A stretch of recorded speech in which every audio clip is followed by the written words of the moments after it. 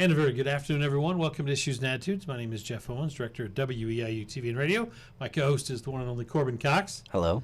And our guests today are from Hope of East Central Illinois. We have Kelly Hardy, the Executive Director. Hello. And Rachel Heicher. She's the Director of Community Engagement at Hope of ECI. So welcome both. Thank you. So appreciate you coming in on this Monday. I guess what I'll have you both start off doing, Kelly and Rachel, is maybe just tell us a little bit about your job, and then we'll get into what Hope of ECI really is and some of the things you have going on. Sure. So I'm the executive director, so I kind of look at my job as ensuring that our staff have the tools to do their job and provide the services that we do to the community. It takes a team, and we work hard to make that happen. And my role is Director of Community Engagement, like you said, and it's a pretty new position that we've created. I've been in that for less than a year, and my job is kind of to go out in the community and to really make sure that as many people as possible know about Hope and our services that we provide and what we do. Okay, and I guess one of the things I know you wanted us to talk about is really to describe what domestic violence is, and then we'll get into more details, but I'll let you have the floor on that. Yes. So I think when we talk about domestic violence, people tend to think about physical violence. That's what comes to mind first. Yeah. And so it's really important to us to let the community know and let students and community members know that domestic violence is about more than just physical violence. It's actually a pattern of behavior that one person uses to maintain power and control over another person in a relationship. So that can be done, power and control can be maintained in many different ways, and physical violence is just one of those ways. Okay. So what are some ways that you're trying to get the community more aware about some of those lesser known aspects of domestic violence? One of them, I think, is really financial abuse is one that doesn't get talked about a lot. That's when a person would try to control the finances of another person. So whether that means showing up to their work, getting them fired from work, causing commotions, that thing kind of like calling over and over, making it difficult for them to maintain a job, or the other kind of direction, which is like limiting their finances and their access to finance. Yeah. Wow. For a lot of this comes down to relationships. So there's really, as you call them, red flags and green flags. Can you go over some of those red and green flags in a relationship and what people could be looking for and maybe watching out for? Yeah. So we talk about red flags, and it's really about communication. A lot of them are about communication, healthy communication. So red flags would be if someone lies, if someone's untrustworthy, if someone, another tactic of power and control is that one person accuses the other person of being, of cheating or infidelity over and over. Extreme jealousness is a red flag. And green flags, we don't have as many models for green flags, I think, in Yeah. in media that we should have. But I always talk about Bluey, the show Bluey, as an example of like wholesome conflict resolution and maintaining boundaries with one another in relationships. I can say you're not the only one talking about Bluey. I've actually had several discussions about like that show's healthy depiction of family relationships and stuff like that. Yeah, it's great.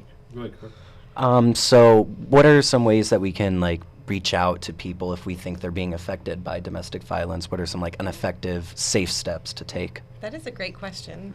So it happens to be Domestic Violence Awareness Month. So through the month of October, we will have some events, some things where people can get involved and learn more about our services. A great first step is always we have a 24-hour crisis hotline. So if you have a friend and you're concerned about them, or a family member, or even your own relationship, our services are free and confidential.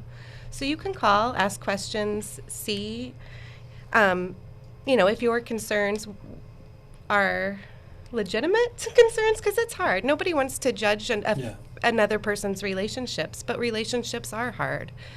So we're there to help understand if this is a safety issue, and then learn more about our services through the hotline. And that's all anonymous if it needs to be, right? Yep, it's all anonymous, yep. Okay. And so that phone number, just so you know, is 888-345-3990.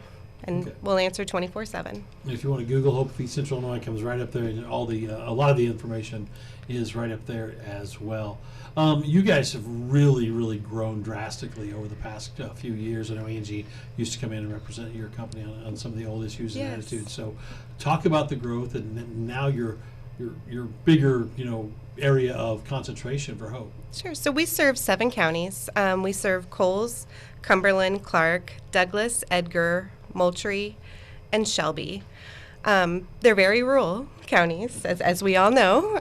So it takes some time to travel down there. It takes some time to get where we need to be to meet our clients who request our services. We've also expanded after COVID. We expand our shelter services. So we have more beds to serve more clients, and therefore we needed more staff in order to do that efficiently.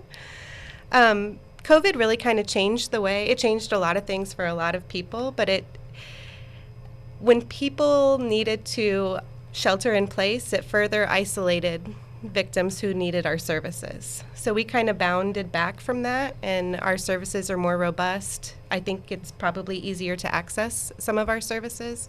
We have a satellite office now in Paris, and they stay busy in Edgar County, serving Edgar and Clark.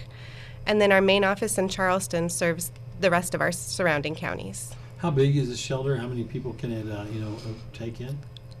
It grew from 25. That used to be our max. Now we can do around 30, depending on family makeup. It just depends how many people are there at any given time and how many rooms we have. But our new setup allows for a more private experience. You don't always, sometimes you may, but you don't always have to share a room with someone that you don't know. So families can have their own rooms. They have a half bathroom. It's a congregate kitchen and dining room facility, but you have area to go, work on your goals, do the things that you need to do. You have space to be not as public if that's something you require. Like the other devil's advocate there, what if you have more people that need your services than you have beds? Do you have a place you can reach out to, like any homes or churches or things like that? We do. There's we live in in my opinion, a very good community. There's churches, there's people there that step up and help. If we express a need, they're there to help make that happen. Over COVID, we received so many food donations from a lot of community members, but definitely Wesley United Methodist Church stepped up and helped us ensure that we were able to provide food for people who couldn't get out for whatever reason. We're not in a safe place to be able to do that, and that was just a beautiful thing.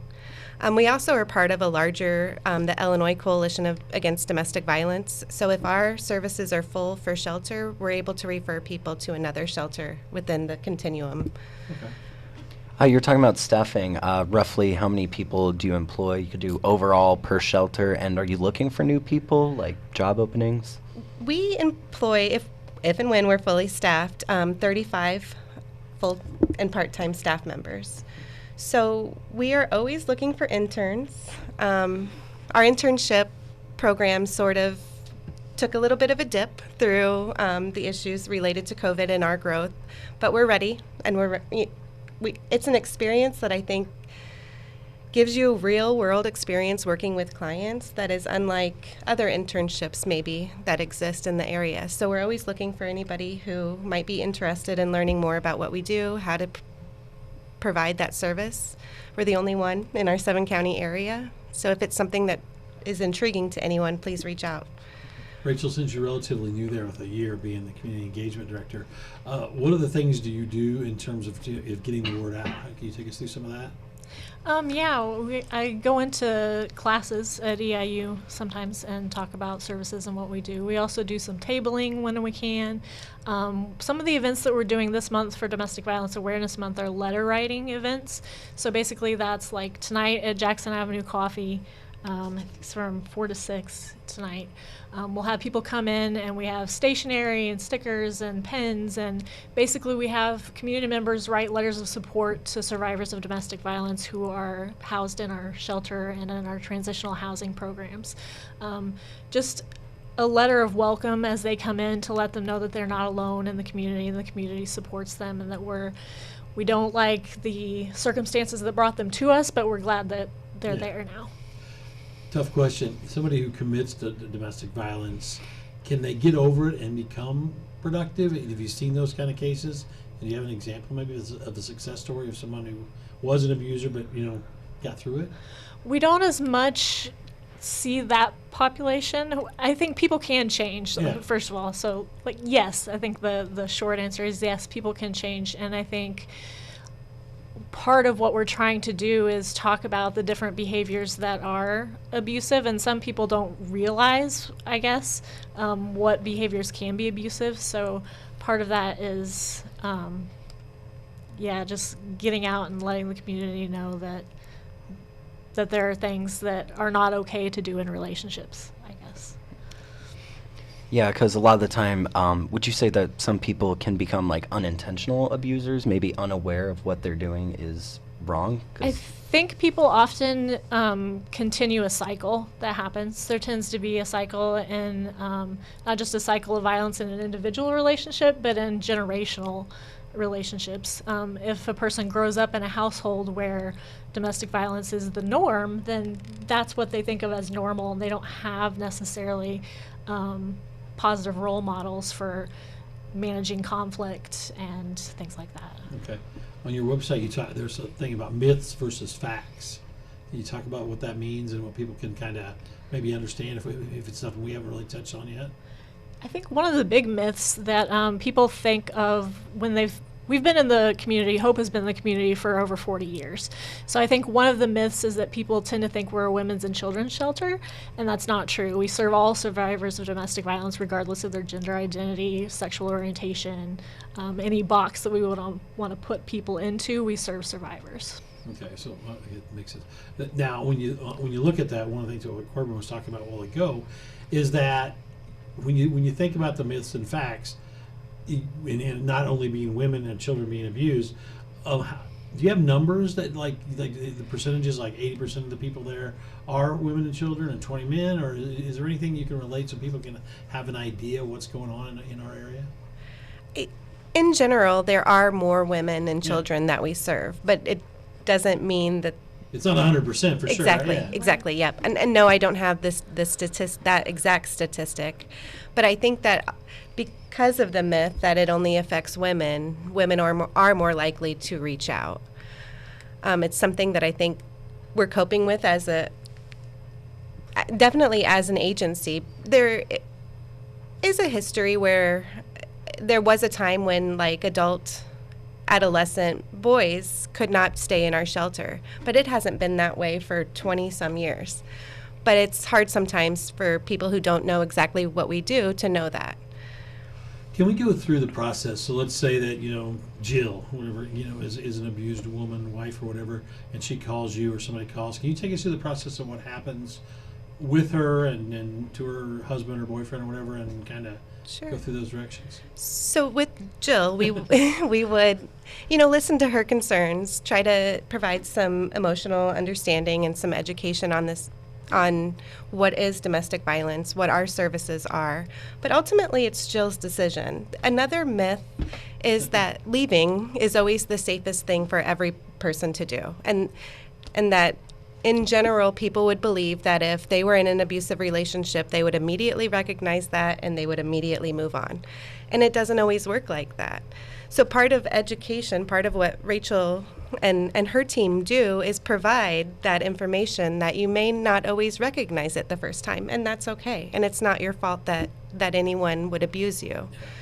And then so our services, we have legal advocacy. So if someone needed help, a judicial remedy to ensure that that person does not come back into their life, that they are a threat to them, then our legal advocates work within the judicial system to assist the client in getting an order of protection. If housing is an issue, we provide access to our 24-hour emergency domestic violence shelter. And then if something like financial abuse was something that maybe all the bills were in the victim's name and maybe they weren't being paid, and it would be difficult for this person to be able to go out and get housing on their own. We provide transitional housing. It's a very limited basis and it's very grant funded and dependent. But clients could live within our transitional housing while they rebuilt their credit and they got their jobs and or pursued their education. whatever their goal was, we help them kind of identify that and work through that. Okay, interesting. No, that's fine. Then I guess on the other side of the legal side would be that if they wanted to press charges or something. I mean, obviously that's not your area, but is Sure. that what happens if the legal advocate sees that there's an issue? Then would they go to the authorities, or how does that work? We would never do anything for clients without their Yeah. knowledge. We would provide the information and allow them to make the choice make the that's policy. best Okay, for them. makes But sense. we do go advocate on behalf of issues to the state's attorney's office we have a really good partnership with Land of Lincoln Legal Aid, and that's been very helpful to help clients if they get their initial protection from the judicial system but then need to further getting a divorce or something along those lines. We have community partners that assist with that. Is it tough staying motivated to do a tough job like you both do for our community? It is a tough job, but it's a very rewarding job as well. And I think what we want to do is provide perspective, and we really want to be the radical difference between the person who causes them harm. So like Kelly was talking about, we would never do anything on behalf of a client without their permission and their go-ahead and their full support, because we really want to change. When domestic violence is about power and control, so we really want to be the radical difference between that person and their life. We want to give them back that power and control that they have lost. So it's really about working with them to help them identify what their goals are and how they want to move forward. October is Domestic Abuse Awareness Month, like you talked about. Is there other things you're going to be doing over the next 20-some days to help get the word out and promote hope? Yeah, we've got a lot of social media stuff planned, so stay tuned for our Facebook page and our Instagram page as well. We're on Facebook as Hope of ECI and on Instagram as Hope_ECI. So we'll be kind of providing education through those channels and more awareness. It's a dumb question maybe, but do you have security at the shelters? I mean, if you have a bunch of victims in there, and I mean, there's obviously the abusers are out. I mean, is it secure at night, or how's that work? I'm just more curious. Sure. Yeah, that's a great question.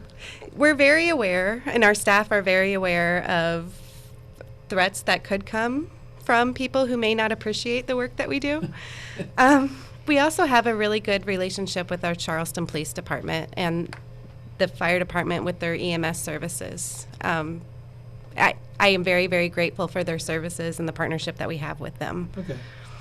Something interesting on your website I saw today, and I didn't go into details, so I wanted to ask it without having a clue what it was about. The Dating Bill of Rights. So, what is that? Where did it come from? And explain it. Dating Bill of Rights is just the rights that everyone has in a relationship, just as a human being. You don't have to do anything to earn those rights. You just, by virtue of being a human being, you have certain rights, right? And so some of the dating rights are things like you have the right to privacy. When we go in the schools and talk to especially younger kids, I think about relationship rights, they don't realize maybe that they have a right to privacy, that your partner should not be going through your phone, for example, and looking at who you're talking to and what you're saying to those people. They should trust you, and they can make a decision what to trust you or not to trust you, but they don't get to make the decision to violate your privacy. So things like that, things like the right to privacy, the right to bodily autonomy, the right to to choose to live your life the way that you want to live it. Did you come up with that, or is that something that's national that you just adapted, or how's that work? I think it was originally adapted from another source. I can't remember. I don't remember right off the top of my head, but yeah.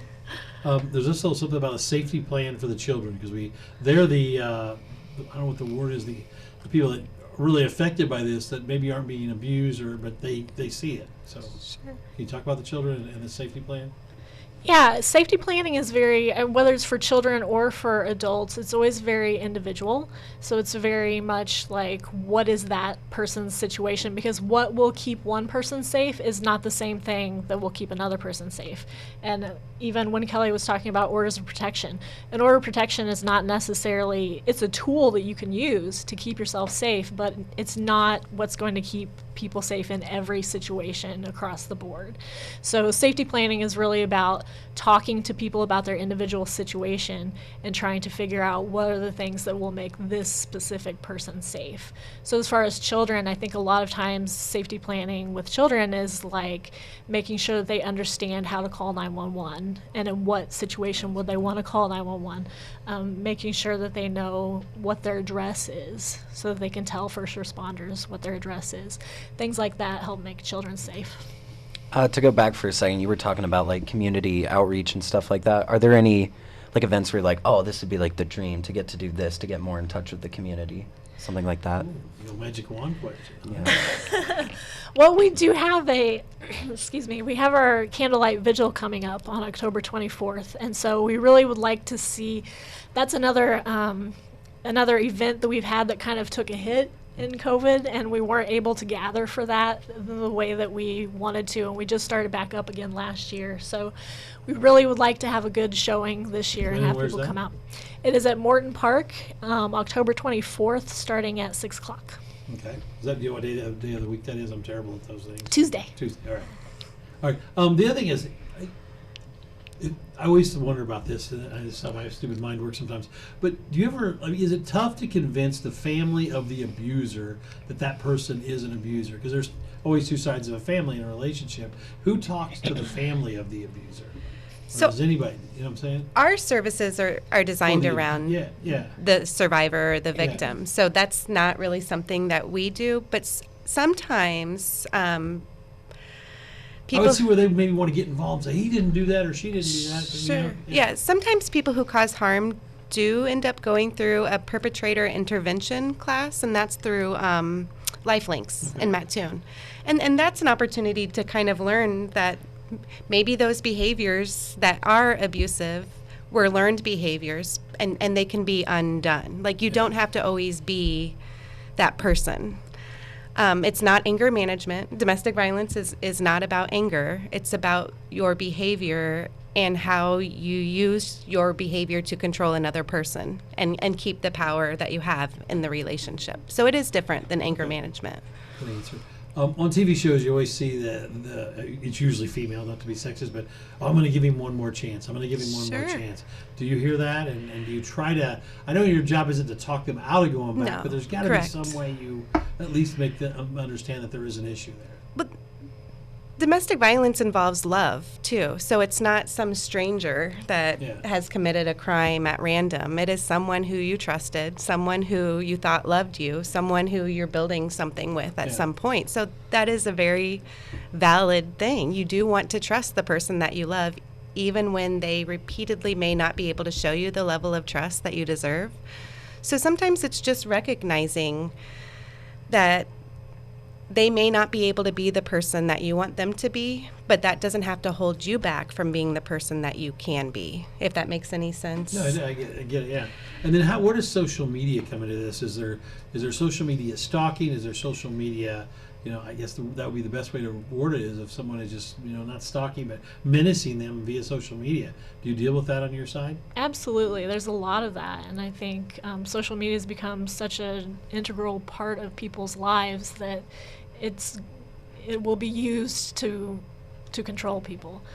So that's what we see is a lot of tracking of people, whether it's through use of GPS or social media tracking to see kind of where people are, what they're doing, who they're with, that kind of thing. We have a few minutes left today. We're talking to the people from Hope of East Central Illinois, Kelly and Rachel. The other one I saw on your website that I didn't even think about until today, but there's another victim out there, is the family pets. Yes. They get torn between the two sides or whatever. Is there an action plan that you have of who gets the pet, or how's that work? Sure. Throwing you under the bus a little bit. Yeah, no, you're fine. Pets are a significant reason why people stay. A lot of people feel like their pet is just as important as their child, if not more sometimes, depending on... No, I'm kidding. But so we do work with clients who have pets where that's a reason that they may stay, because it's true and valid that if I can't hurt you, I will hurt the next best thing that you love. And so we do allow pets in some circumstances to be on our property. We also work with clients to identify a safe person that they may be able to take the pet to for a short-term amount of time while they, kind of process the things that they need to process. And we have opportunities with a vet or two. We're always looking for more. If someone would like to help house and border take our volunteers. clients' pets, we would love that. But we do try to make action plans where that doesn't have to be a barrier for your Someone coming safety. to see you. Okay, it makes sense. Cover anything? Yeah, this is a little bit less related to what we were talking about, but moving over to like more the organizational side of everything. If there are folks out there who want to donate their time, like to become volunteers or money, how would they go about doing that? I love that you asked that. Right now it's United Way Blackout Month, so we receive money from the Coles County United Way and the Edgar County United Way, and we're grateful to be a partner organization of theirs. So we will always advocate that donating to the United Way does the most good. On our website, when it's not the month of October, if someone would like to donate, we have PayPal, we have Venmo. You can mail a check to our P.O. Box. It's P.O. Box 732 in Charleston. Our website really kind of tells you all that. Okay. But Well, you have to cover 7 counties, but you only have offices, it sounds like, in Mattoon and Paris. How do the other 5 counties, is there a go-to person there, or does it all filter through your office here? How's that work? sure. Sorry, my voice is going. 28 minutes of talking. I know. We do have legal advocates and Okay. counselors in Paris and Edgar County who cover Edgar and Clark counties. So really, it's usually a matter of meeting the person where they are, whether that's mentally, emotionally, and physically sometimes as well. Yeah. So. Minute and a half left. Anything that we forgot about? Maybe any more October events or anything that you want to talk about? I can ask you some really silly questions, Ian. Let's do it. Since this is such a tough topic, Want to do silly questions, Ian? Yeah, let's do All that. right, we'll go down the horn. Okay. Between you two. Favorite movie? Forrest Gump. Oh gosh, I don't know. Favorite musical artist? Pink. Oh, I like you. Yeah. Tori Amos. Favorite book all time? All time. Yeah. Mine's Carolyn Parkhurst, She has The that Dogs of Babel. Yep. I'm not a reader. It's Okay. so bad. Do you have a pet, and does it have a name? Or obviously has a name. What is the name? We have a dog. His name is Zeke. No pets, just feral children. Or you have a pet? My roommate has a cat, Chaps. Okay. Chaps. Do you have a hobby? No, working is my hobby. Oh. Embroidery is mine. Right. She's very this good. and watching movies. Do you have a favorite sports team? I like the St. Louis Cardinals. Okay. I don't follow sports ball. Pretty impartial, but Cardinals for family. A bagel topping. Do you have a bagel topping you have to have? Cream cheese. Cream cheese. Yeah, cream cheese. Maybe just a little bit of strawberry jelly with the cream cheese. You ever try that? Yeah. No, but I'm Well, open we to appreciate it. you coming in today. It was Thank you nice so to meet much both for of having you. And, us. if you need help, just call Hope of East Central Illinois, and you will be taken care of here in Coles County and the surrounding areas. We are WEIU.